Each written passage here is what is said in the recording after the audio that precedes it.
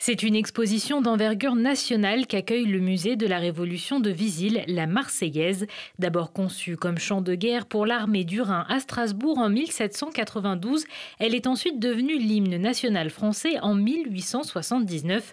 Une exposition qui a nécessité 3 ans de travail mené en collaboration avec le musée de la Révolution de Visil, le musée d'art moderne et contemporain de Strasbourg ainsi que le musée d'histoire de Marseille. À Visil, nous nous occupons, comme nous sommes dans un musée Beaux-Arts sur une thématique historique, nous nous occupons de l'incarnation de la Marseillaise dans les Beaux-Arts, depuis la peinture, la sculpture, jusqu'à la vidéo et au cinéma. Du bleu, du blanc, du rouge, 3 espaces correspondant aux 3 couleurs du drapeau français et aux 3 mots de sa devise. La Marseillaise, un chant révolutionnaire qui n'aura cessé d'accompagner les différentes révolutions que connaissent le pays, mais aussi ses monuments emblématiques comme l'Arc de Triomphe. Sur un des pieds droits de cet Arc de Triomphe, il y a une sculpture qui est prévue par Rude, qui représente la liberté, la défense de la patrie.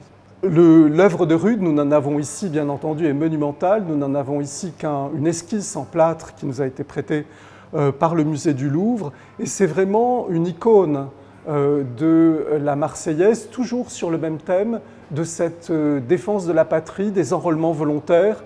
Et cette œuvre, c'est lui-même Rude qui va l'appeler la Marseillaise. La Marseillaise est composée par Rouget de Lisle. En 1792, la guerre vient d'être déclarée aux ennemis de la Révolution française, susceptibles de vouloir restaurer la monarchie. Et le maire de Strasbourg lui commande donc ce chant de guerre destiné aux troupes de l'armée du Rhin. Des paroles et un chant qui résonneront ensuite lors des conflits menés par la France. C'est une figure tutélaire. Et là, sur le tableau de Scherrer, vous le voyez dans le moment de l'inspiration, c'est-à-dire de la composition chez lui. Autre œuvre exceptionnelle de cette exposition à ne pas manquer, la Défense de Rodin, une sculpture monumentale qui semble nous scander « Allons enfants de la patrie » ou encore « Aux armes citoyens ».